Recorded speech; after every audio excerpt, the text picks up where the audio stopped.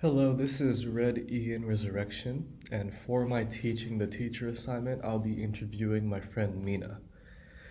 I chose to do this for my assignment because it involves a very personal part of my life, and I also included some questions that are related to our course in Asian American Studies. My goal for this is to teach my teacher some personal insights, not just about me, but about a friend of mine, through open ended questions that fueled our conversation. The only scripted parts, and I say scripted because I wanted it to be as natural as possible, were the questions that I prepared beforehand. And I asked two questions, and I took care in editing the video as slightly as possible so I could preserve the natural feel of our conversation. And I also just edited the video to indicate to the viewer some important parts of the conversation as well as my thinking in the moment. So the interview is about 18 minutes. And at the end of it, I'll be back in this environment to review what I learned about each other.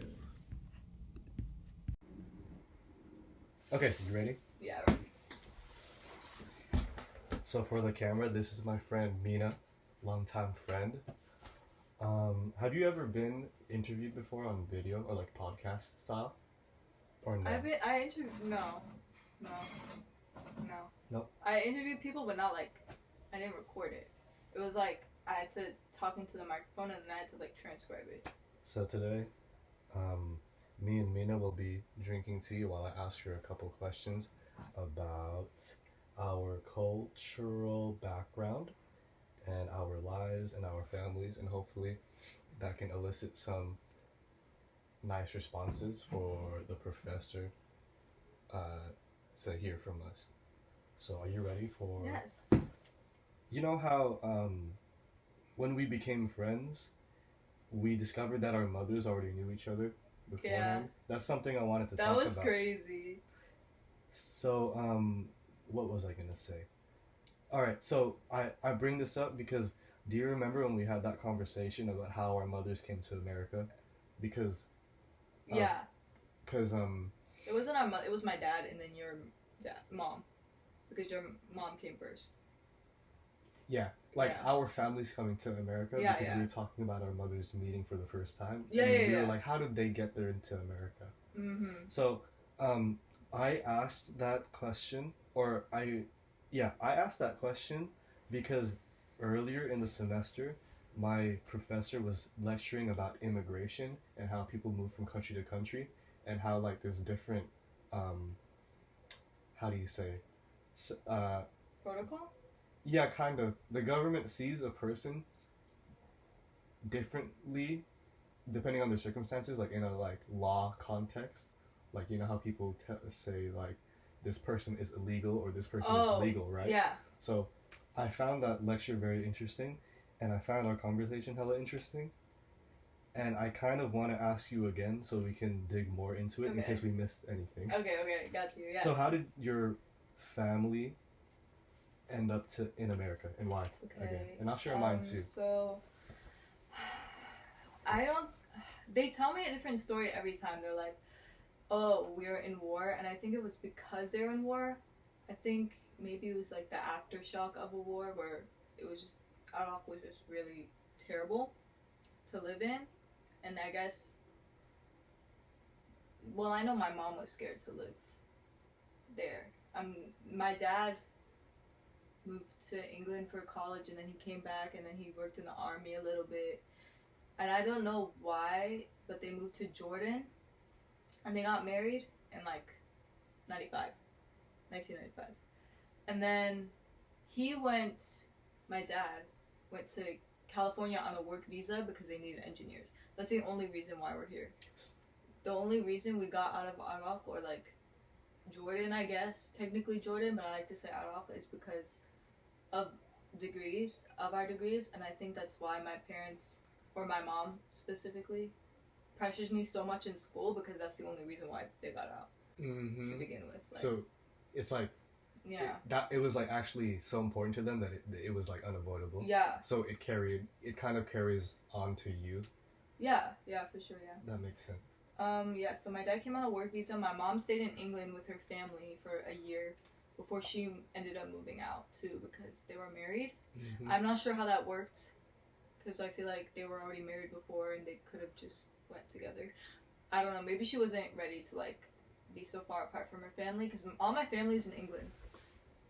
And on my dad's side, most of them are in Ohio, and then like one's in England, one's in Dubai. Like we're everywhere. There's no family here. I was gonna say because the way when you tell the story, I always I always section it off as Jordan/Iraq, and then England, and then California. Yeah. Like your parents' story, because like it was like multiple steps. Yeah. And at some points they were not even together for long periods of time. They weren't together for like a year, 2 years. They just sent letters to each other. I remember my mom, she was like, "Oh, I found these boxes of all these letters and like these love letters and like I haven't had that since." No, she was talking about how she hadn't had love letters like that. You know what I'm saying? Like it's like Haytham hasn't done this for me since we left Iraq like that. Because like letters are outdated, but I just thought it was really cute. I don't know. Okay, I always like hearing that story, even though we've talked about it one time. I always like thinking about it because I always think about it. I think about it all the time. Yeah, because what's it called? When you talk about when you describe the story yourself, it just sounds identical to how I describe my parents' story because it's just the same reason about how they came to America because of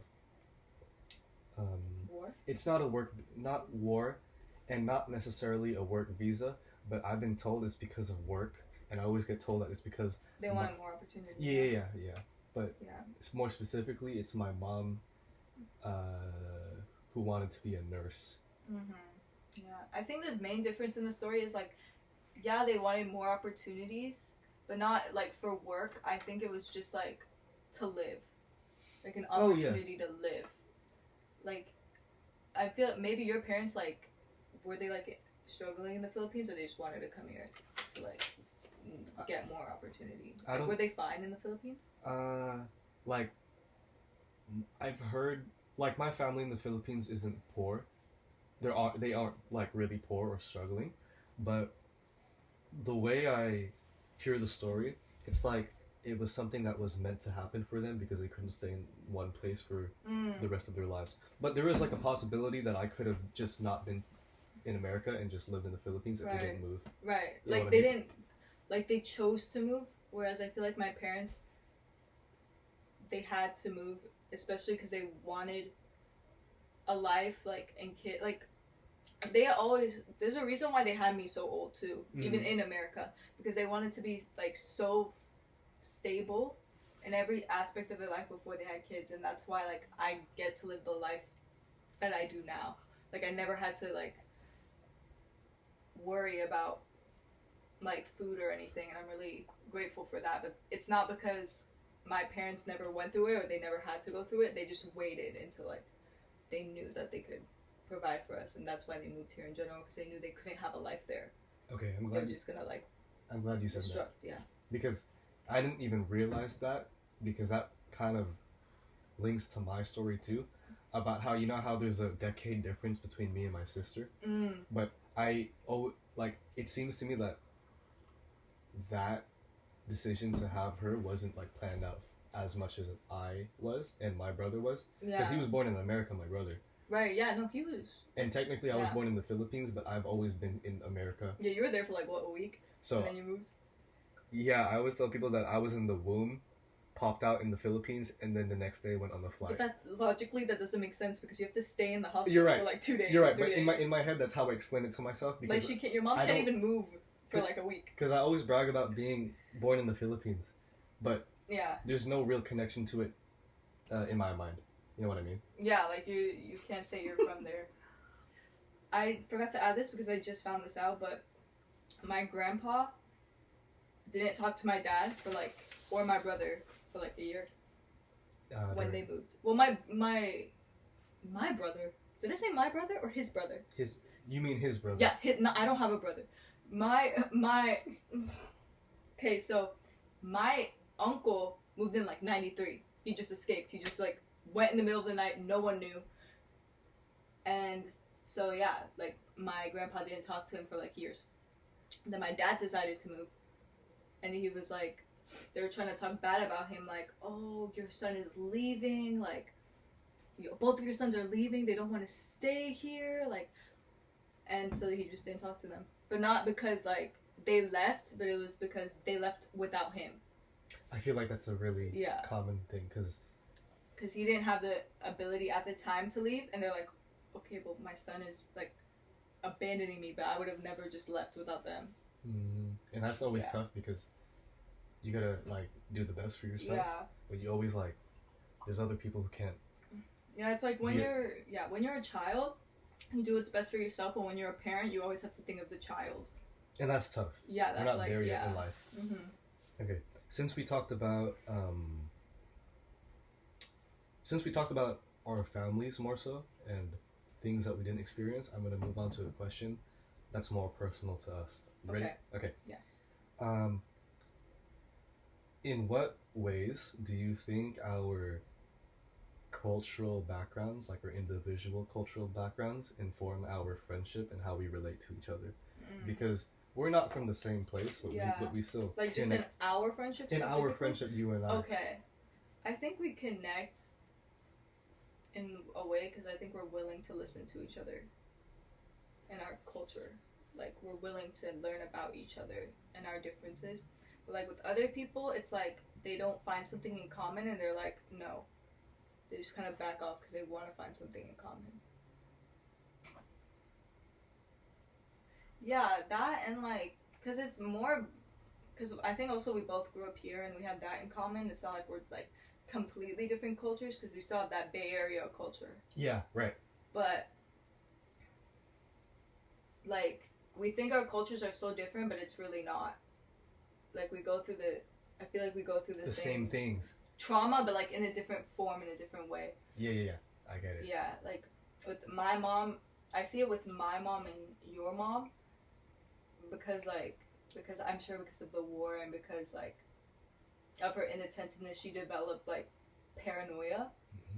Oh. And I think your mom, I don't know how, but I think you talk about how it's like the same way with her. It's the same way. She's very cautious. Yeah, very cautious, but for a different reason, and it just brings us together in the sense like, okay, we both have different cultures and different experiences of life, but it still made this general factor that we're both struggling with. Because the environment that we grew up was identical. Yeah. Almost, regardless of like what actually you not happened. being Filipino yeah. and stuff. Yeah. Like trauma doesn't have, or like culture doesn't really have like a look to it or like a place. You know. I know what you're trying to say. Yeah. Maybe I can say it better. Uh-huh. Okay. You're trying to say trauma knows no ethnicity. Yeah, sure. Yes. Yeah, right. Yes, trauma knows everyone, no ethnicity. Everyone has it. Yeah. And I feel like a lot of people, they want to like, they just think, oh, this person's gonna understand me because they're from the same culture, they're gonna understand my trauma. So they go towards their same culture. Right. Because they could bond over something, like whether that's like food or like television or like family status or whatever, but in reality we all have that similarity. Maybe not like food or TV shows, but it's all pretty much like there. It's there. You can like bond over something. So I'm taking Asian American Studies in college. Yeah. Because I needed to graduate, and also because I love the subject. But it's just everyone has to take it. In high school, I also took Asian American. Did you take it? Yeah. Asian American. Yeah, and then people were asking me like, "Why are you here? You don't really look Asian." Like, what do you mean? Well, like, they forget because they don't think the Middle East is part of Asia. I think they think the Middle East is like some different continent in their heads. Cause like, where do you think that is? Because in my class we had this conversation and then we had trouble because when we say Asia, you think of people from East Asia, and it's like no. Like solely. Yeah. Do you consider yourself Asian American? Only when I'm like creating an account, especially like for common apps or like where I have to put like race and it Yeah. says like it doesn't say Arab, I'm not putting myself as white. You don't? refuse to put myself as white, so Oh I my put God. myself as Asian. Unless it says white including Middle Eastern descent. You know why they made it like that? We weren't like that at first. Okay. Oh, okay. History. So yes. Okay, So tell the me. Levants, they're pale looking. Mm-hmm. They're white. Like I'm a little bit Levant. That's why I kind of look a little bit white. Mm-hmm. We mostly have like blonde hair, blue eyes. Like we're very white looking. Some of us are really white looking. I'm not saying hi Mr. Sim. I'm not saying the entirety of the Levants look like that, but a lot of them do. Okay. The Levants are Lebanon, Palestine, and Syria. Those are the Levants. So when they moved to America first, and they didn't want to be discriminated, so they went to like the government and was like, "Hey, we white. look white. Yeah, Yes, we okay. have pale skin. We have blue eyes. Some of us have blonde hair. We're just from the Middle East, but we are white." Mm-hmm. So they got made it. all the They just wanted. benefits. Yes, they just Okay, didn't okay. want to be oppressed. Right. Okay, but then like all the Arab stuff happened. 9/11 happened. The wars with the Middle East. So it didn't like change anything. Right. Because they still got oppressed, but still to this day it says white Middle Eastern. It's not because we're actually white, it's because we convinced them. Oh, we're white. Okay. Yeah. I've always been confused about Yeah, that. yeah, that's Every time why. I see it. And I look like my grandma who is not Arab. That's the only reason why I'm really pale. My sister's like Your the sister's dark. duality of an Arab. Yes. My sister's dark. Your sister is a little darker. Yeah, no, and Yeah. this happens with my cousins too. Like my the same brother that left really early. Mm-hmm. He has 4 kids. Like 2 of them are really pale, Mm-hmm. and then 2 of them are tan, or like 1 of them are tan. Yeah, I get it. Yeah, it's like And that's just. And it's just genetics. yeah, but- it comes down to genetics at Yeah. that point. Can I tell you my experience when What? I pick my race? Yeah, So when I was a kid, so I don't know why as a kid they needed you to do this on the Chromebooks, but in elementary school, the elementary school would give you some survey for like funding for the school, and then they're like, "What is your race? Pick one that apply," and then I remember as a child, I don't know if other Filipinos like experienced this when I was like at my age, but I didn't know whether to pick Pacific Islander or Asian yeah. because I'm like. That's really confusing too, because like isn't Pacific Island part of Asia? No. I don't know. When I think of Pacific Islander, I think of Hawaii. I think of I like just think Samoa Hawaii. or something. Yeah, like Samoa, Hawaii. that. But I'm like, I'm brown and I'm not from the mainland, and Philippines are islands, so I must be Pacific Islander because it's in the I Pacific think some Ocean. people. I feel like the reason why it's so confusing is because some people have like Samoan or Hawaii, whatever Pacific Islander traits, but they're Filipino. Like they have that blood in them too. They're mixed. They're very mixed. Yeah. So that's why some of them they're like, oh, I'm Pacific Islander, but I'm Filipino, because they have the ancestry of like Pacific Islander. So we're definitely, it's a very mixed. The Middle East, that region in general, we're all very mixed. Yeah, that's the Like, same thing yes. with Filipinos. Yeah, like you hardly see someone who's like pure Saudi Arabian or pure like Turkish. You're right, We're because very mixed. that's what I'm just saying. because of just what happened in history. Yeah. Because yeah. that's the same thing with Filipinos, because the Spanish came to the Philippines. Right. So as a result of that, today, And the Arabs came to the Spain, so you can have some Arab in you. thank you. Yeah. Yeah, no, continue. So, okay, and that's funny too because parts of that language from that side of the world you hear it in Tagalog. Yeah, you But what do. I'm trying to say is, because of that whole Spanish coming into the Philippines era, today, I guess the world is just racist, and that's just the way it is. But if you're not white enough in the Philippines and you're looked down upon, and it's like Same that's, with Arab, that's yeah. stupid Yeah, because no, my auntie. we're supposed to look brown as yeah. Filipinos. Right. Mm-hmm. Like same like Arabs are supposed to be considered brown, but it's just a standard for every. They just want to be pale. Like my aunts, we were on vacation somewhere. I don't know how we got to this topic, but she's darker than the rest of her siblings. She's like Xena, like very like your skin tone, and like look at my mom, look at me. Yeah. Yeah. So different. she's definitely darker in complexion wise, and she was like, yeah, it was really hard because all my sisters are like really fair, like my brother's really fair, and like not my mom, but her older sister, she was known as the pretty child, like the prettiest one, and so she was like, Yeah, like I was always, even though I was the oldest, I felt looked down upon because I wasn't pale. Yeah, right. Like I wasn't white, I was dark. And notice how you use the Yeah. word fair. Yeah. Man, that's bad. That's horrible. Yeah, they say fair. They're So like, am I unfair? compared to me? Yeah. I'm not sure compared to like other, obviously But compared to to other you, yeah. ethnicity. This is what. It's Yeah. like what? Yeah. Yeah. Yeah. Yeah, I don't know. It didn't die in the middle. No, the green light's on. It worked. I'm gonna end it now. That's enough. Bye. That's enough. So, to briefly reflect on our conversation, it was built around two questions that I asked, two big questions. The first one being about how her family came to America before she was born and the decision making process behind that. And the second one being about how, in the present day, our different backgrounds inform the way we connect to each other in our friendship and how we still find similarities.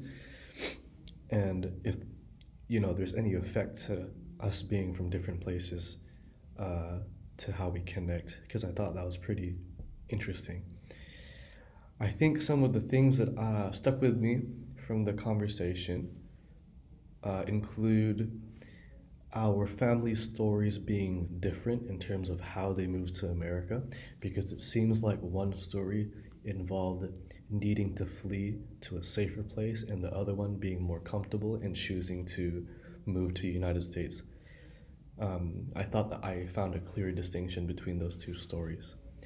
Also, the in regarding the second question, the similar experiences that me and Meena established between each other, and about how we kind of share the experience of being the children of first generation immigrants and the things that get passed down to us, such as, I think in the video we said that our mothers are overprotective over both of us, and we assume that it has to come from somewhere because the world's like a dangerous place, obviously, and it has to come from, that has to be caused by something that our mothers experienced and for it to come down to us. And I think finally, if I can remember, an important thing we talked about was the differentiation between, with her, Middle Eastern and white, and for me, Pacific Islander and Asian. When we had that talk about when we take like a survey or something, how we group ourselves into those categories, because at the end of the day, it matters to the individual how they want to identify as, because though those terms do help, it's not one size fits all, like many things. So we again had a similar experiences, but through just different words: Middle Eastern Asian and Pacific Islander. I'm sorry, Middle Eastern white and Asian and Pacific Islander. So I hope my interview was informative, and I hope it satisfied the requirements for this assignment. Thank you.